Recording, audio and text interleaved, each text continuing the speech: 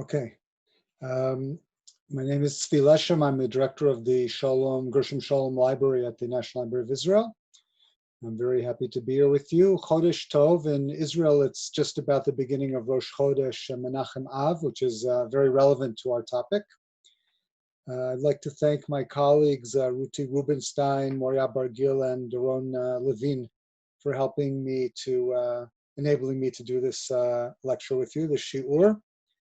I'd like to give a little bit of background about the Piasetzner Rebbe and his writings before we begin. I'm sure there's quite a range of knowledge about him or not, so I'll assume there's not so much information for everyone, and I'll give a little bit of background before we start studying the actual text that we're going to do. And the Piasetzner Rebbe, Rabbi Kalanimus Kalmish Shapira of Piasetzna, who was born in 1889 in Grodzisk in central Poland and was killed in the Holocaust in November 1943, probably in the Trowinki work camp.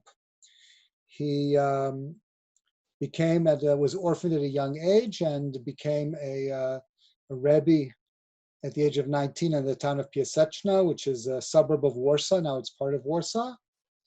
And he later became also the official rabbi of the town.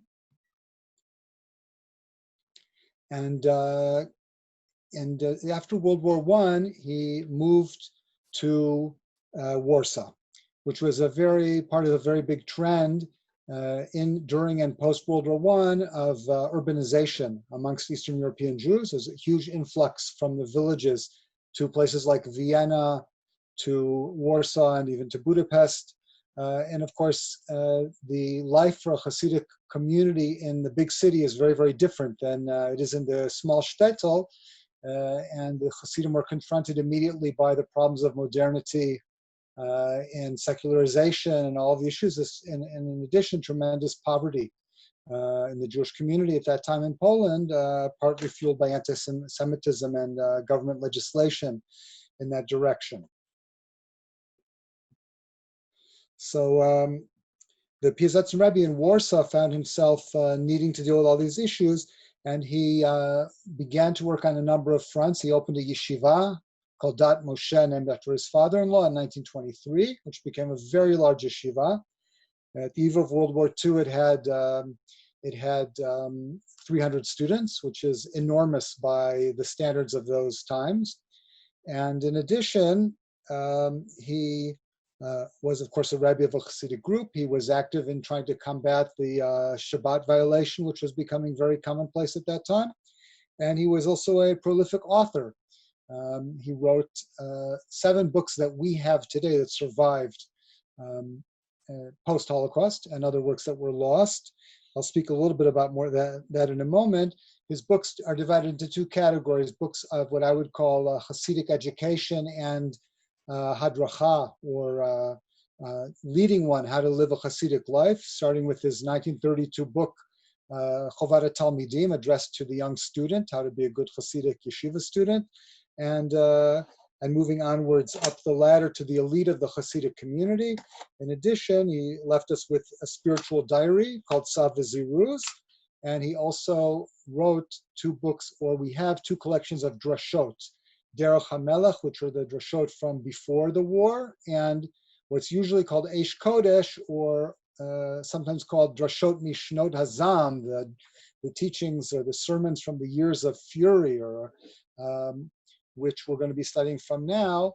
And those are what he gave in the Warsaw Ghetto until the summer of 1942, and then he was ultimately deported in 1943 and murdered. Most of his writings were not published until after the war. Almost all of them, the majority of them, were buried in the ghetto underground, in the context of the fairly well-known, there was a movie recently, a documentary, the Emanuel Ringelblum Historical Underground Archives, which was called by the codename Oneg Shabbos, that a group of 30 historians and archivists gathered material about everything that was going on in the ghetto and prepared it to be and buried it eventually. And this included the Rebbe's manuscripts from 4 of his books. including the one we're going to study from now, which was published eventually in 1960 as Aish Kodesh. It's a very, very interesting story, that whole story of the Ringelblum group, and also about the finding of the Rebbe's writings and how they were published. I should point out that the original manuscripts are still found today, despite various rumors and myths floating around. They're in the Zich, the Jewish Historical Archives in Warsaw. I've seen them there. The person who has written most extensively about this topic is in the context of the Piasetzner Rebbe, is my dear friend, Rabbi Dr. Daniel Reiser, who put out a critical edition of Aish Kodesh, which he called Drashot Mishnot Hazam, the Drashot from the Years of Fury, with a long introduction dealing with all of these issues, which I won't get more technical about at this time. Let me show you now a couple of pictures before we start to study. So I'm going to jump to the end of my document here. One second.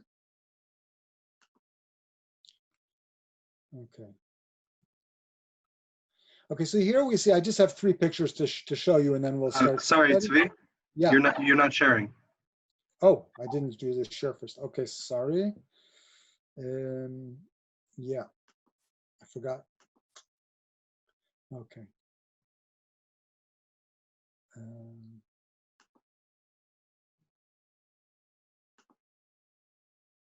Good.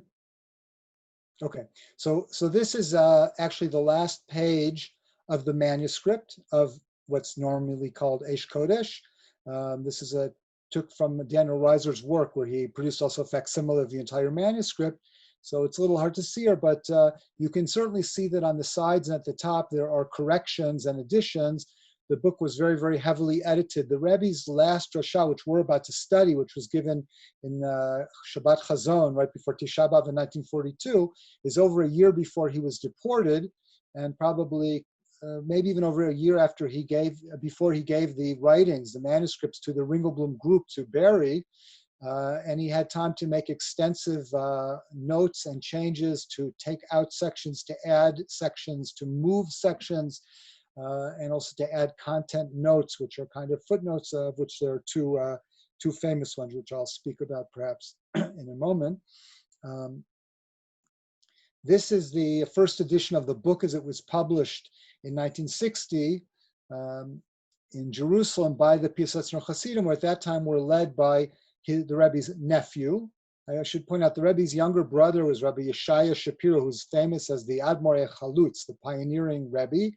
He made Aliyah in 1920 and was active both as a Rebbe and as a leader of and founder of the Pol HaMizrahi religious group, and was involved in setting up several agricultural settlements that he worked in, etc. So this is the copy from the Scholem library. This is Gershom Sholem's personal copy, where he wrote on the side that these are apparently the only drashot remaining from the Rebbe, who is the brother of Yeshaya Shapiro, who Scholem apparently knew quite well. So that's an interesting item that we have from our own collection.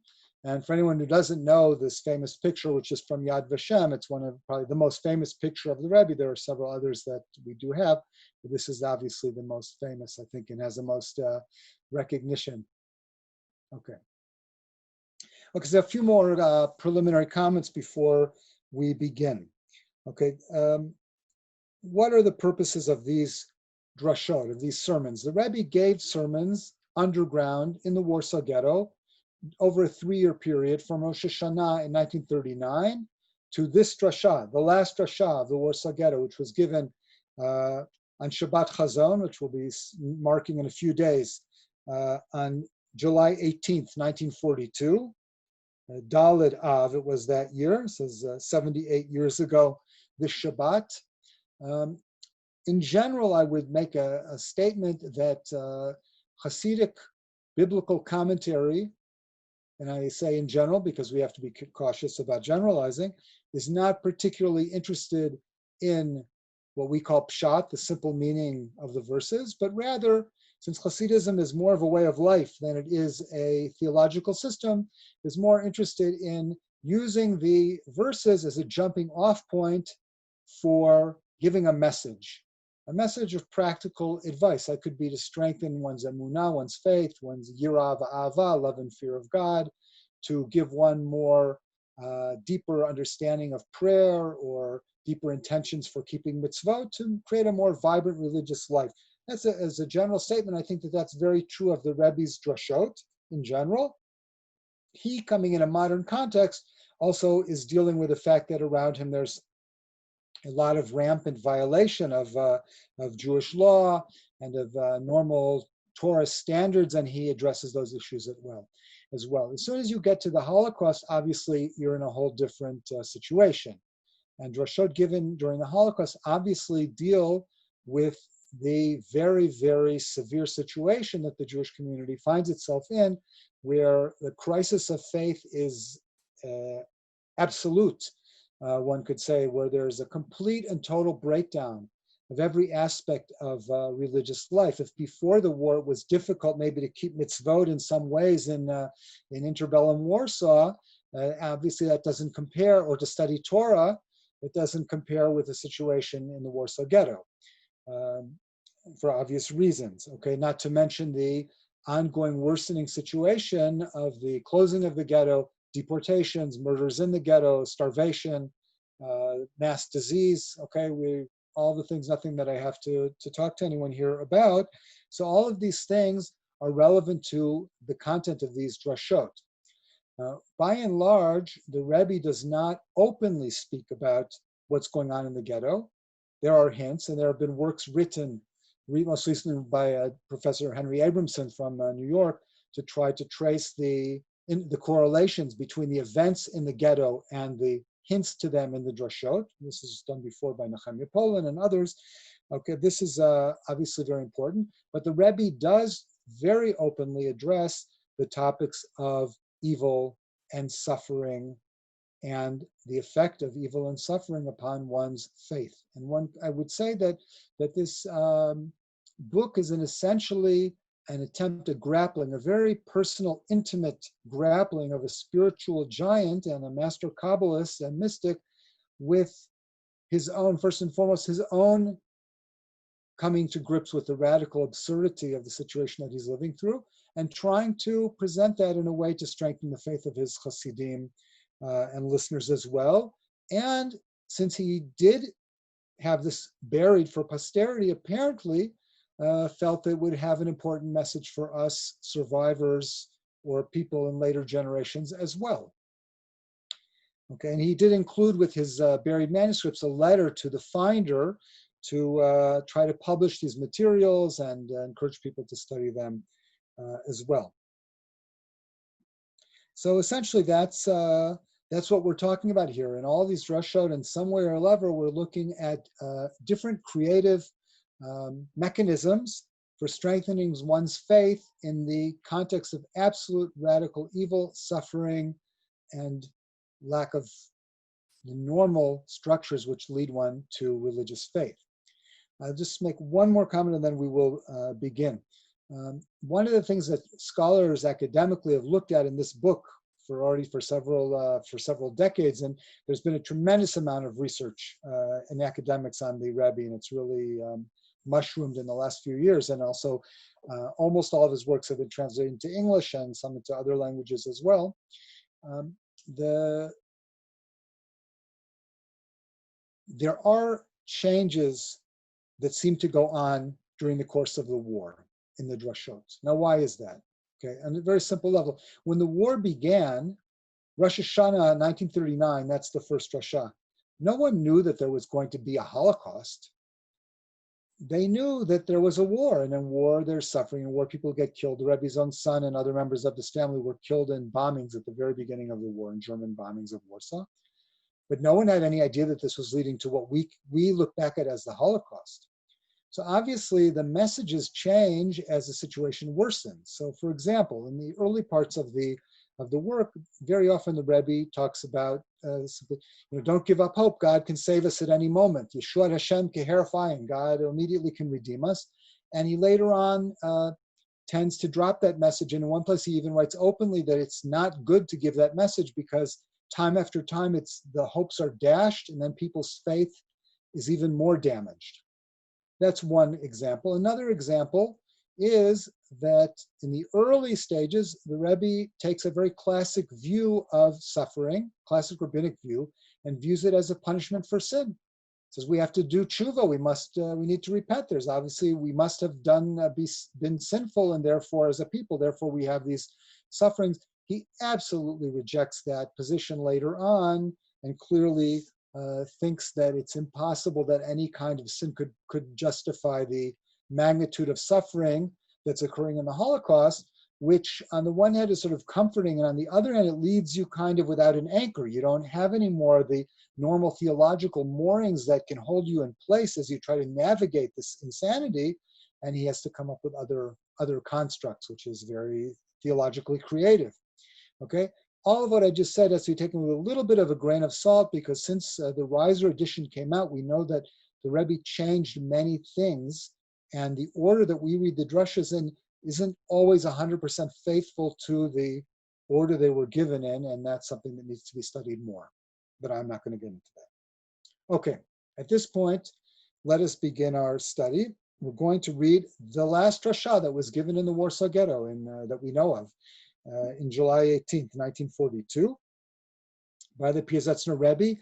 The drashot were given underground, obviously. In one place, he refers to giving a drasha after Kiddush, so maybe that it was Shabbat morning in some bunker that they used as a makeshift shul or something like that. This is a relatively simple drasha. It's pretty short and it's powerful, as you'll see, obviously, but it's short. I don't know. Someone just asked me something, and I was thinking, I don't know that when he gave this drasha, if he knew that it would be the last one, or if during the coming week there was such a deterioration of the situation that he couldn't meet the Hasidim the next Shabbat, and that was it. But it becomes his final message to us, pretty much. Okay, it's a fairly simple drasha. It begins with one question and ends with his answer. Many of his drashot have two questions, and then there's a sort of a divergence in the middle, often a chiastic structure, A, B, B, A. He'll answer the second question, and only at the end answer the first question. But here we have a very simple structure of the drasha, so we shall begin. He begins by quoting the beginning of the Haftarah. This is a drasha for Shabbat Chazan, where we read the Haftarah, the famous Haftarah of Chazon Yeshayahu, and he begins with quoting the first verse of that drasha.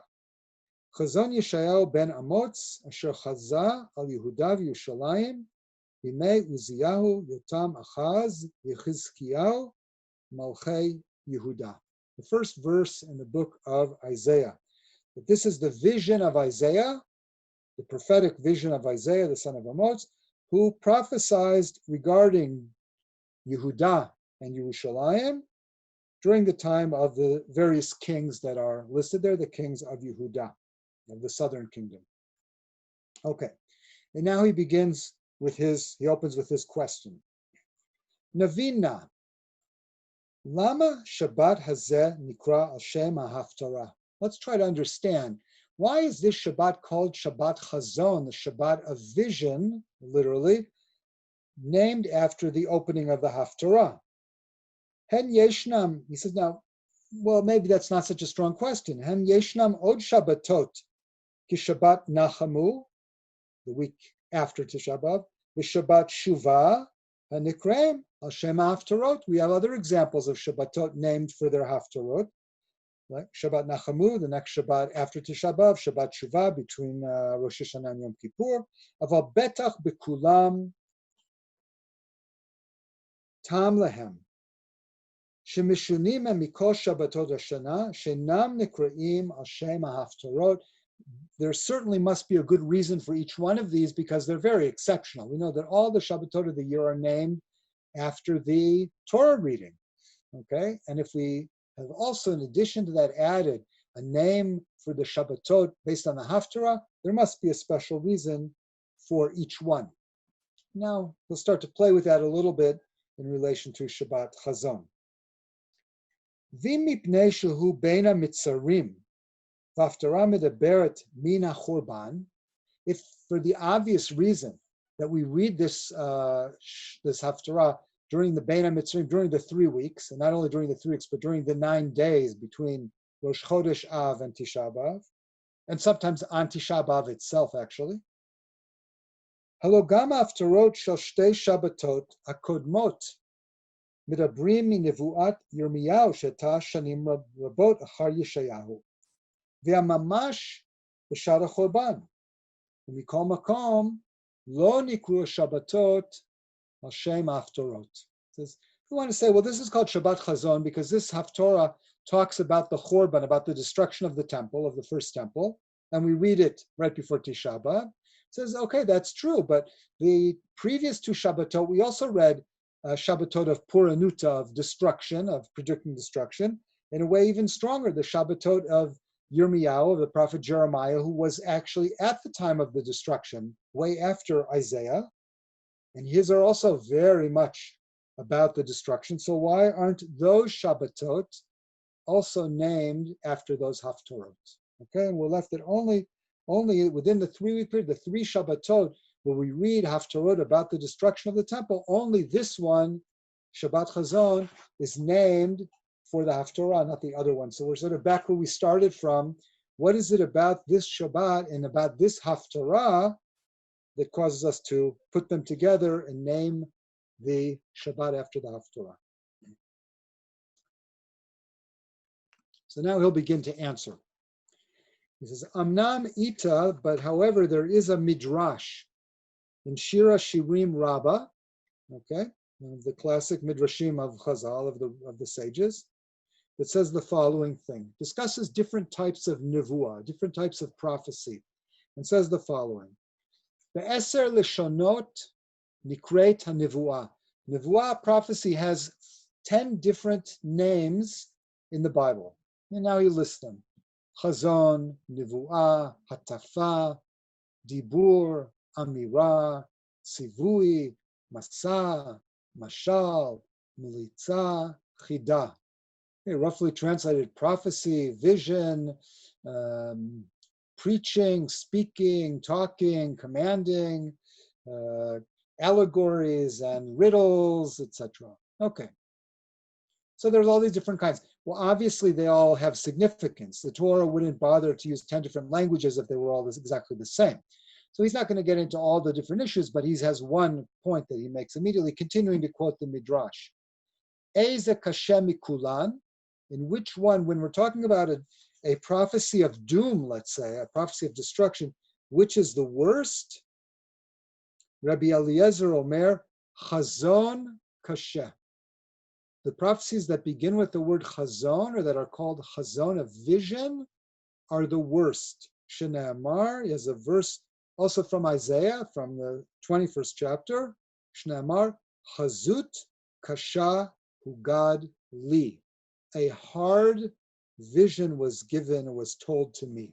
So we see explicitly in this verse from Isaiah 21, from Yeshayahu Kaf Aleph, that chazon is put together with the word kasha, chazut kasha, a hard vision. And based on this, the Midrash in Shir Shirim Rabbah wants to say that of all the different types of nevuah, the worst, the most difficult, is when it says chazon. Okay, and now the Rebbe is going to go from here and talk about what is it about chazon that makes it the worst kind of prophecy, and why that's so relevant to the Shabbat before Tisha B'Av that ultimately gives the Shabbat its name. He begins by with what may be a word of apologetics. I'll read a little bit and then I'll explain what I mean. He says, Binyan nevuah ein lanu hasaga. Regarding prophecy, we don't really know anything about it. Aval pashut efshar lefi matzavenu. However, according to our situation, we could say the following thing. So even before I read what the following thing is, let me make 2 comments about this. I already said before that Hasidut is very focused on giving, the Rebbes and their Drashot, on giving a spiritual message, more so necessarily than giving a clear systematic theology or giving pshat in the verses. So when the Rebbe says, Efshar lefi matzavenu, that's a very typical for him to say, well, I don't really know exactly what it means, but I'll tell you in what way it's significant for us. Why is it relevant or meaningful for us in our situation? And of course, in the context of this work, lefi matzavenu in our situation means in the Holocaust, in the Warsaw Ghetto, and in this particular case, already in the summer of 1942, when the final solution is well known, and there are already mass deportations to Treblinka. So it's not like anything is still mysterious, okay, about what's happening. Okay, so that's number one. So obviously he's going to address, he's telling us right away, he's going to address what's going on around him. The second thing I want to point out is that it's funny, and here I think maybe a little bit apologetic, when he says we don't know anything about prophecy. Prophecy is one of the major themes of all of his pre-war writings. His writings are filled with discussions of prophecy. He believed, this is going to sound pretty radical, but he has a lot of good basis in Kabbalah, which we will not go into. This is not our topic.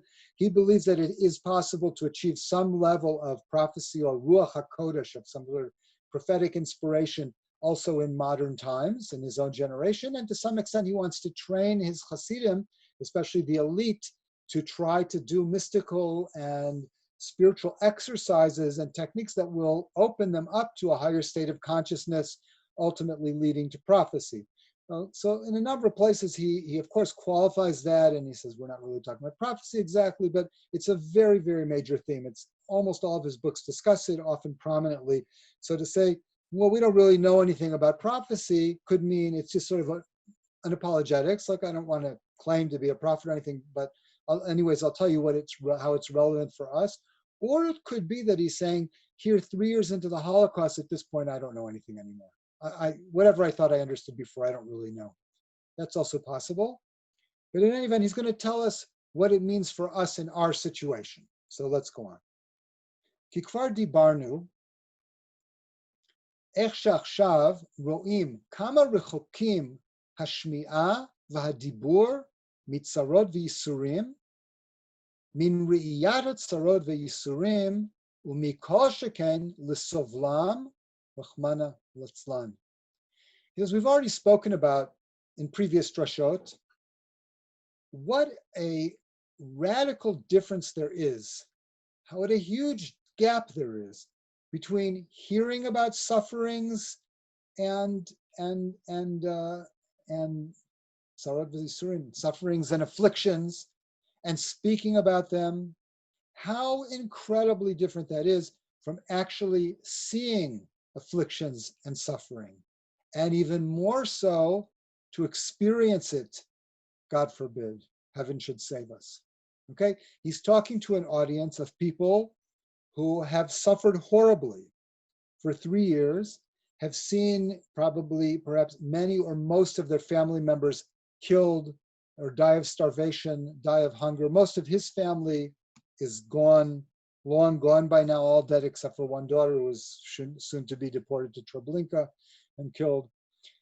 And he's talking to people who are themselves starving and sick and weak and with no hope on the horizon. It only gets worse and worse. There's nothing promising. So he says, we've talked about, sufferings in the past. He'll explain in a minute what he's referring to and bring it back to Tisha B'Av, but we had no idea what it's like to actually experience them. So he says, Keshalamadnu b'divrei nevi'im v'divrei chachamenu zichronam livracha mitzarot ha'chorban. For example, right? We're on the Erev Tisha B'Av here. When we learn in the words of the prophets in Yeshayahu and Yirmiyahu, and we learn in the words of Chazal in Eicha Rabbah, or in the Gemara in Bavli and Gittin, which talks about the Agadot of the Chorban, describing the destruction of the temple, of the second temple there. Chashavnu sheyesh lanu eza hasaga b'tzarot elu. We thought that we understood something. And I should just point out there, when we talk about the destruction of the temple, talking also about massive, massive loss of life, not only of the buildings, of course. He says, we thought that we got it, right? We thought we were reading, Yirmiyahu, we're reading Eicha, we're reading Eicha Rabbah, we're seeing the terrible descriptions, and we think we got it. He says, but you know what? We didn't get anything.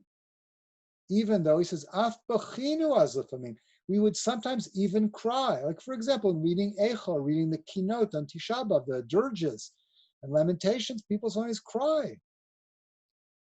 But that's nothing.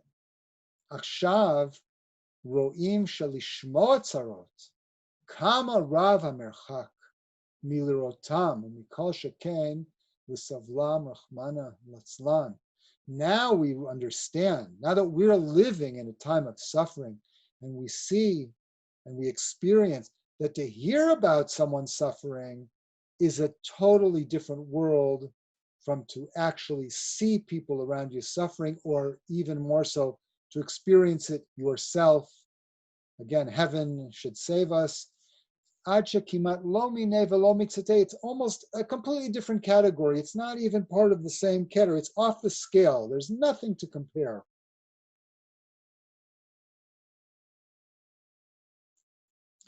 L'chein, habechinot shedivrei haniviut mitzarot Yisrael nitgalu lahaniviim im al yedei hadibur v'hakol sheshamu mimaron v'im al yedei shar habechinot kashem mikulan ha'eta lahem b'machazeh v'ri'iyah mamashit v'tatzarot v'yisurim chazut kasha ugad li.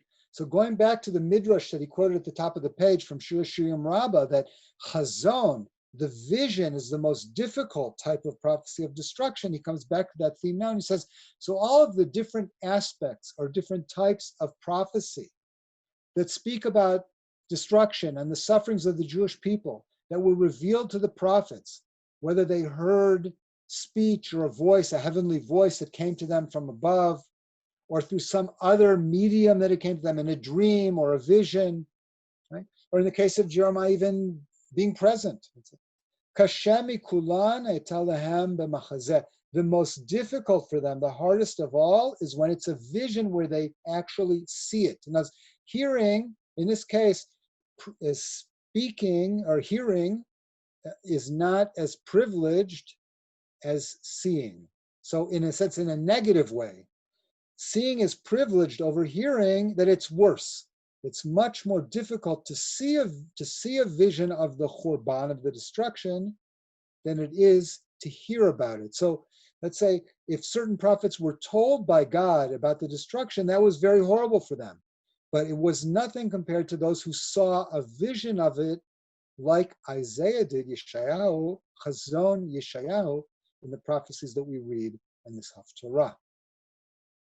So he says, Kashemi kulane etalahem b'machazeh. The word machazeh, a vision like chozeh, was the most difficult. And ri'iyah mamashi, to really see it, as though it's really happening, the sufferings and the tribulations. And he goes back to the verse from Yeshayahu, Chazut kasha hugad li, a difficult, a hard vision was told to me.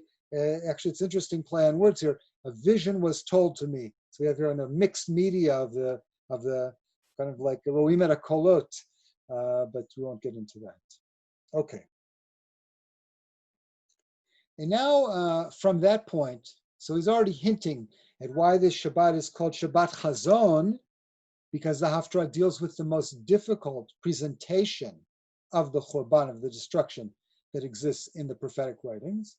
But he's going to take a sidetrack a little bit and quote for us a Gemara and analyze that and tie it in together. So he says at the bottom of the page, V'zeh sha'amar ula va'od amoraim, in Sanhedrin and Tzadichet in 98b, Ula and other of the Amoraim, of the Talmudic rabbis, said, Al Chavlei Mashiach, regarding Chavlei Mashiach, usually translated as birth pangs of the Messiah, which I'll talk about in a moment a little bit more, because the Rebbe in another place discusses that in great detail. What does Ula say there? He says, Yeti velo achimeni. Bring it on. Bring on the Chavlei Mashiach. We want it to come because that apparently is the necessary prelude for the final redemption. The Mashiach, the Messiah, can't come unless the Messiah, the Messianic era, has birth pangs, okay, or birth pain, or pre-birth suffering. But he says, so bring it on. Let it come. Yete, velo achimeni, but I don't want to see it. I want the Chavlei Mashiach to come because that brings the final stage before the Geulah, before the redemption. But I don't want to be there to see it. Very, very strange comment. Okay, I'll just, before he explains it, I'll just give a little a little comment about Chavlei Mashiach. The Rebbe writes about them in a Drasha for Parshat Maseh in Tafshin Aleph. Basically, a year before this Drasha was given, a year and a week before this Drasha, he wrote in great length about, or he spoke in great length and wrote it up about the idea of Chavlei Mashiach, the birth pangs of the Messiah. And he basically says there, and it's a very, ends on a very optimistic note, that particular drasha, after beginning with very difficult things, that the nature of the world is that birth is predicated by some kind of pain. He quotes the verse where God, when he punishes Chava, when he punishes Adam and Eve after they sinned in the Garden of Eden, and he says to Chava, "Be'etzev tildi banim," childbirth will be painful. He says God is not petty. He's not going to punish her just because he's mad. So he makes her, okay, you're gonna suffer when you have children. What he says, it really is a general principle of reality. The general principle of reality is that birth of people, of eras, of new situations, of anything good, is pretty much always has to be predicated by some kind of suffering, by some kind of etzev, by some kind of sadness or difficulty, birth pangs, whether it's of a child being born or the birth pangs of the Messiah. But he also reads the verse as kind of saying, "Be'etzev tildi banim," when there's etzev, when there's sadness, when there's pain and difficulty, there will be a birth. Something will come from it. So that's kind of the context in which he looks at the idea of Chavlei Mashiach. He gives it a very positive spin, and he also clearly there implies that he views that his generation is the generation, the Holocaust generation is the generation of the Chavlei Mashiach. Okay, let me go back to our text as well. And he says, Ze shamar ula v'od amara'im al Chavlei Mashiach yeti v'lo achimeni, let them come, but let me not see them. Sha'av sheyadu et etzarot shel Chavlei Mashiach, even though they were well informed, they were well aware, they knew what was going to happen during the time of Chavlei Mashiach. Mikol makom lirot mamash et Yisrael betzarot rabot ke'elu lo ratzu. Nonetheless, to actually see, to visualize in real time the suffering of Am Yisrael, that they weren't willing to do. So this becomes another statement of the idea that Chazon is the most kasha. So also Ula, one of the holy rabbis of the Talmud, says, yes, of course I want the Chavlei Mashiach to come, but I can't stand the idea that I'll have to see the suffering of the Jewish people at that time. Again, the idea, the visual, is so much more difficult than just the knowledge, the foreknowledge of what's going to happen.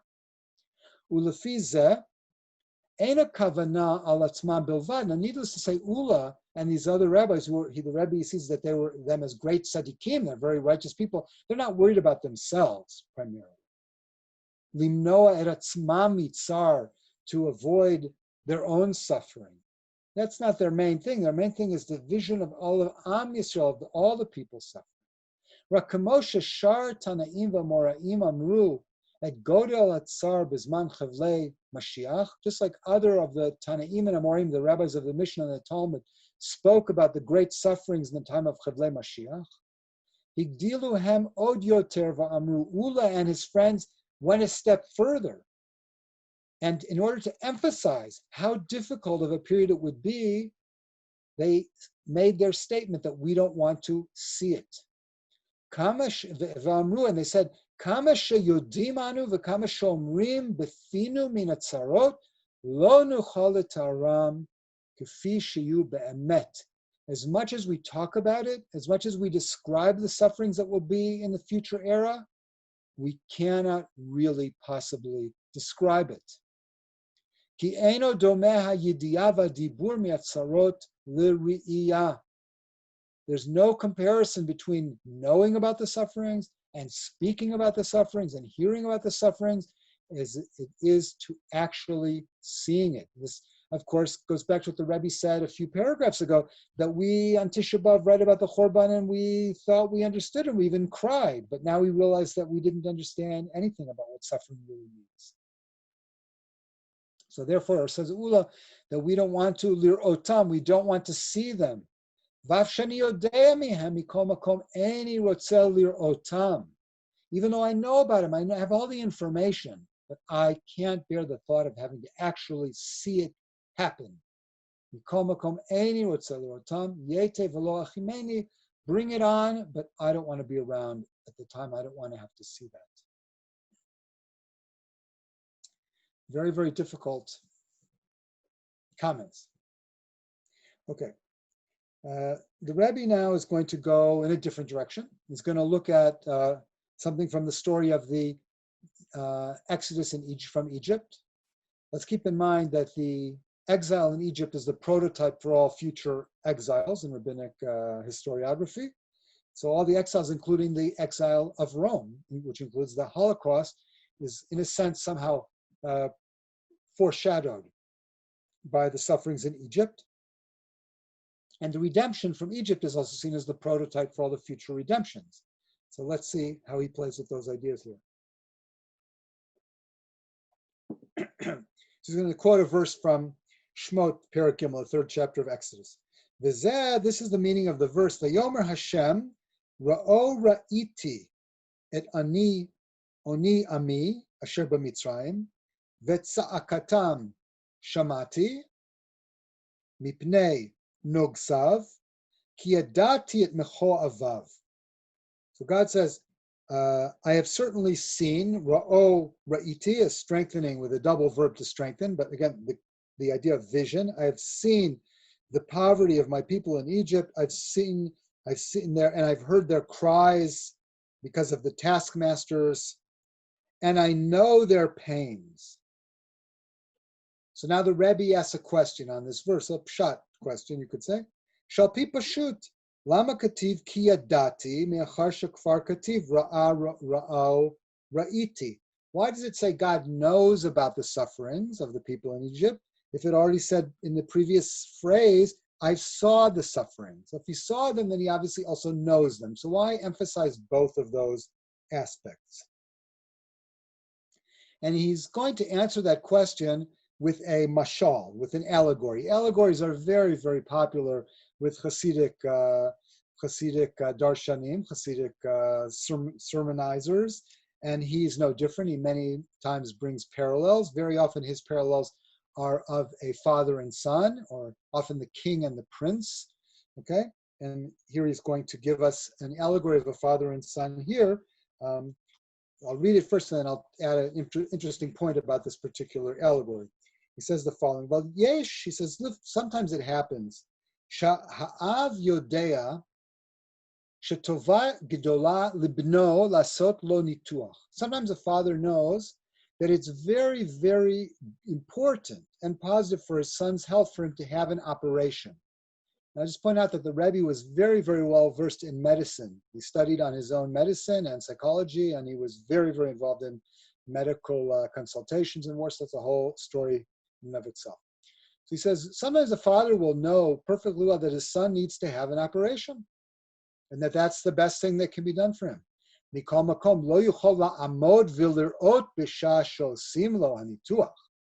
doesn't mean the father is going to stand there in the operating room and watch his son being operated on. Kinizkar le'el, as we've said above,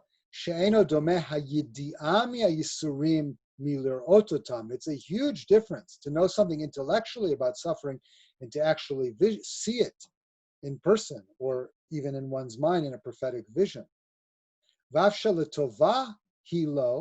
Even though it's for his son's own good, and the father has no doubts about that his son must have this operation. It's very important.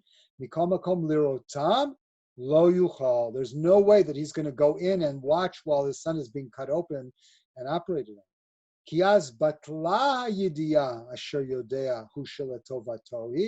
the moment that he's watching his son being operated on, he forgets all about that he knows that it's for his own good. That yidiyah betela, that's canceled out.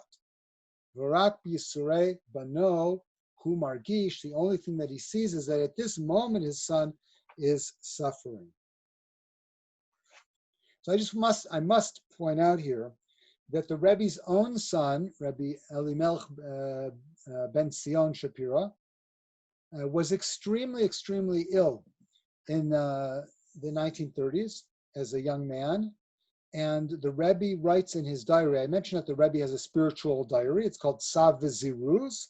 And in section 35 there, he describes in great detail how his son was suffering so much in the hospital and was time after time, another operation, another blood transfusion, another operation, almost died. Somehow they managed to keep him alive, and back and forth in great detail, and describing his own anguish as a father as being so aware of this situation.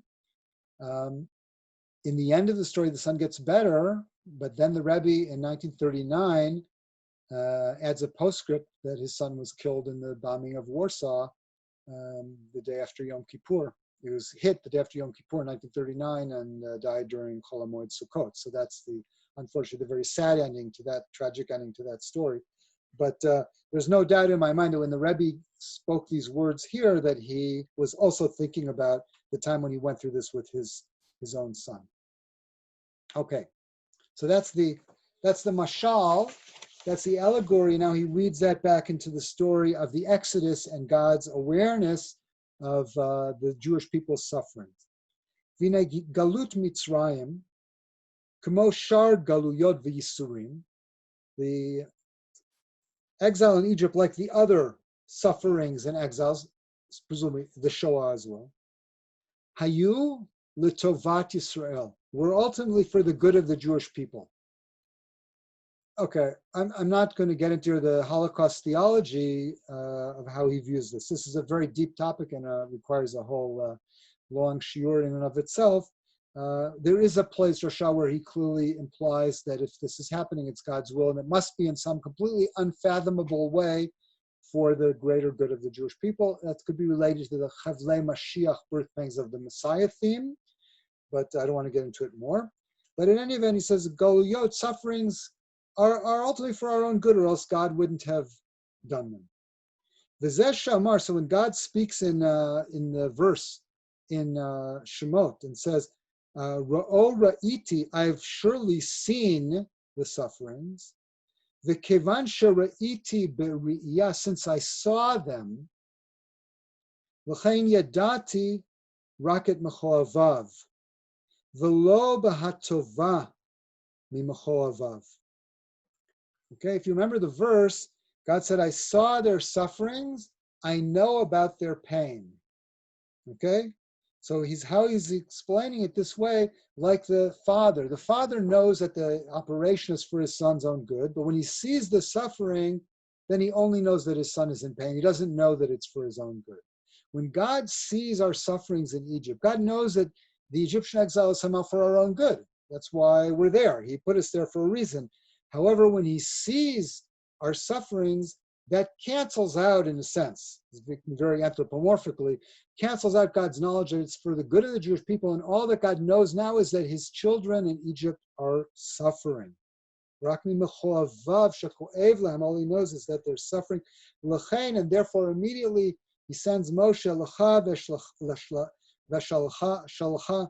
Paro v'otzi ami b'nei Yisrael mi Mitzrayim. Therefore, Moshe, go to Paro, and enough is enough. It's time to take the people out of Egypt. The implication being, and this book is very much, while the Rebbe is dialoguing with himself and dialoguing with his Hasidim, he's also, the whole book, dialoguing with God, very much so. And some scholars see this almost as a book of theurgy. It was a drashot that were given as an attempt to try to change the reality in heaven in order to soften the sufferings or to end them. A very reasonable perspective. Okay, so the same way that if God saw the sufferings of the Jews in Egypt and therefore forgot about the fact that it's for their own good and immediately redeemed them, obviously that's what should be happening now too. God should see our sufferings here in the Warsaw Ghetto and all throughout Europe, and also redeem the Jewish people from this horrific exile. So that's a kind of a hidden prayer there as well. Okay, now we come back for the closure. The Rebbe pretty much always at the end of the drasha comes back to where he began, and he had begun with the question of why do we call this Shabbat Chazan? Why name it after the Torah? We see the main theme is very clear. I think we all know the answer already, that the chazon of the Churban, the vision of the suffering, the exile, is so much more powerful than just hearing about it or knowing about it in some other prophetic medium, that becomes the defining nature of that day. Shabbat Chazon, Chazon Yeshayahu, V'hi Akasha Shebekulan. Shabbat Chazon is based on the verse in the opening line of the Haftorah, Chazon Yeshayahu, the vision of Yeshayahu, and that is the worst of all.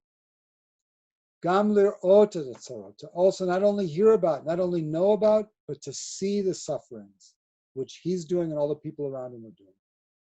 L'chein korin haftarah zo b'shavua shachol bo Tisha B'Av, and that's why we read this particular haftarah in the week of Tisha B'Av, and not those of Jeremiah, of Yirmiyahu, who was actually present. We read those the previous weeks.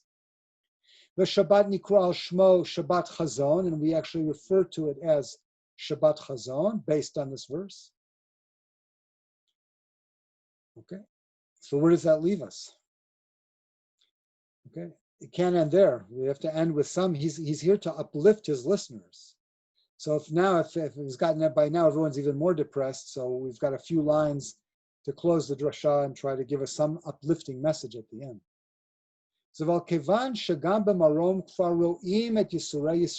Since up in heaven, obviously, they must be seeing, God must be seeing our sufferings. And therefore, like God said to Moses in Egypt, I know about their sufferings. I know their pain.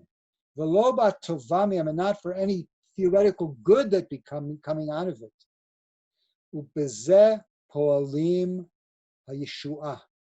And this can lead to salvation. This idea that God is aware, totally aware of our pain, can lead to salvation.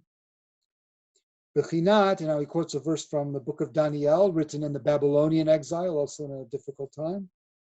Pekad einecha ura'eh. Daniel says to God, open your eyes and see. And this is now, the Rebbe is taking Daniel's words and saying to God, open your eyes, God, so to speak, and look down upon us.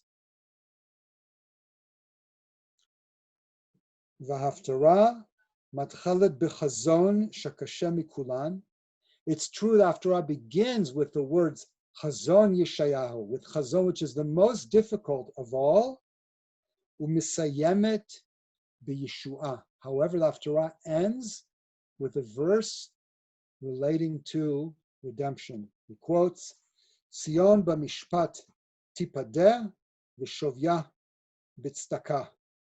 From the end of the parak, from verse 27, Sion will be redeemed with mishpat, with justice, and shoveha, and those who return to her with tzedakah. So the Rebbe, like Yeshayahu, ends his very difficult vision of the destruction with words of comfort, a vision of the comfort that will come afterwards. So too, the Rebbe chooses to end his final drasha. As I said, I don't know if he knew yet that this was his final drasha, but he does end his final drasha also with words of comfort, that after all the suffering that's described here and alluded to, and that all the people around him and he himself are going through, nonetheless, he ends with the optimistic vision of the redemption of Zion, of Jerusalem, in Mishpat and in Tzedakah, that there'll be a justice and there'll be righteousness, and this will lead to the salvation of the Jewish people. We would have liked to have had a drasha to end with Shabbat Nachamu. We didn't get that. We didn't get Shabbat Nachamu, but we ended with at least a verse of comfort, and that in itself I find also very comforting. Thank you for listening. Thank you very much, Toda Rabbi. There are quite a few compliments in the chat. I'll send you the tamlil afterwards. Danny asks, was he in touch with Hillel Zeitlin? Great question.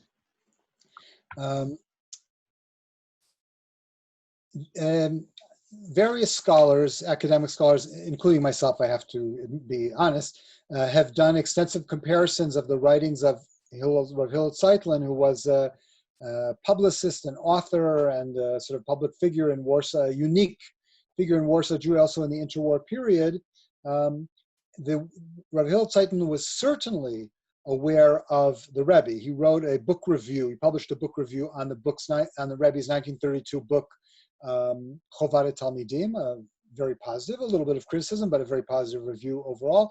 And he also spoke about him in some other Yiddish newspaper articles as well. The Rebbe certainly had to know about him. He was extremely well known in the same circles.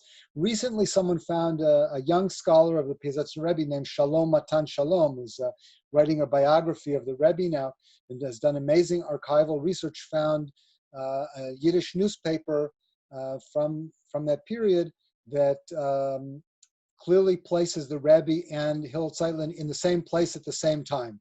If there was a meeting of Rabbanim about something, I don't remember now what it was about, and it lists who participated, and they were both there. So that's as much as I can tell you about actual meetings between them. Thank you very much. Michael asks, do we know for sure that he did not give other drashot after this? Perhaps he just didn't write them down, or perhaps they were lost? We don't know for sure. You can never know from sure. The rabbis say in the Talmud, Lo ra'inu eino raya, not seeing something doesn't prove that it didn't exist. But I think it's extremely unlikely for several reasons. It's not that the day after this drasha was finished, he handed in the manuscript to be buried. He worked on this first of all, he meticulously wrote down all his drashot through this period, and he continued to edit this collection for about a year. The final notes, there are two notes that are dated. One is clearly dated, the other one's not as clear. The last note that's clearly dated is written in Hanukkah 1943. So it's almost, Hanukkah at the end of 1942. So that's half a year later. He worked on this, and it was very important to him, and he wanted us to have these drashot, so it would seem to be very, very unlikely that he would not have recorded. He certainly had the opportunity to, and he had the motive. So I guess that's, if you have opportunity and motive, so then you would do it. So I think not, but can't be sure. Thank you very much. Sarah asks, do we know who was his kahal during this drasha? Did he speak in Yiddish and write in Hebrew? Okay, he definitely spoke in Yiddish and wrote in Hebrew, which is a standard fare of all the Rebbes pretty much, that Yiddish is the language of the oral communication with the Hasidim, and Hebrew is the language that Torah is written in by and large. He does sometimes have Yiddish passages in his books, but very minor compared in terms of the amount. One thing we don't have, unfortunately, is any eyewitness accounts of his giving the drashot. Apparently, all of his listeners were killed. As far as either were killed or didn't give over anything about the situation. As a number of his Hasidim left before the war. He was a very big Zionist, one could say, not officially a Zionist, but a very big lover of Eretz Yisrael, and he encouraged his Hasidim and students to make Aliyah, and many did. So those people gave us tremendous information about him before the war. And some of them even escaped at the beginning of the war. But I'm not aware of any kind of account where someone described what it was like to be there when he gave these drashot. That would be an amazing thing, but we don't have that, unfortunately. Thank you very much. We only have time for one last question. So what do you think the Pietzer Rabbi would say regarding the situation of the Jewish people today, post-Holocaust, maybe even after the rise of the State of Israel? Okay. Wow, that's a good question. Obviously, anything I say will be completely speculative, of course. Let me say one thing before I answer that question, which I usually mention at the beginning of these types of study, and I forgot. I'm a son of Holocaust survivors myself. So this, for me, this in-depth grappling with the Piasetzner and for many, many decades is very, very personal for me. So anything that I do say comes from what we call in Hebrew koved rosh, from a place of very seriousness about it.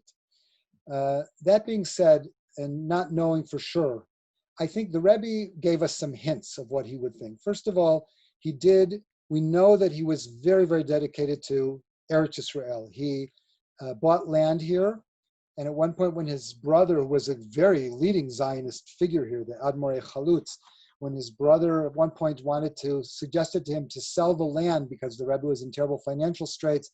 He said something like, only having land in Eretz Yisrael is the only thing that keeps me going. How dare you, raise such an idea?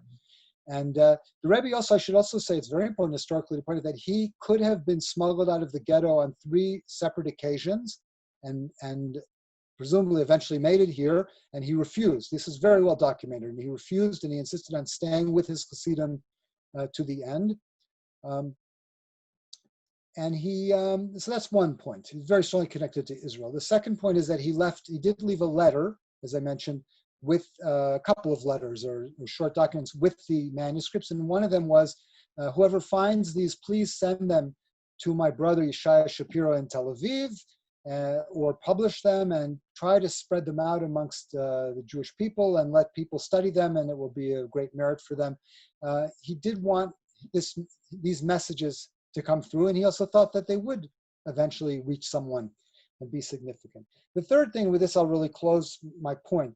I go back to the Drasha that I mentioned from Parshat Maseh in 1941, where he talks about Chavlei Mashiach. And he described there, as I said, that the curse of Eve, be'etzev tildi banim, is really more of a statement of the principle of reality in the world, and it's actually a positive statement. It's a statement that when there's pain, it will lead to growth, and it will lead to new birth. And he goes on there to say, I didn't go into the detail before, I'll add a little detail now.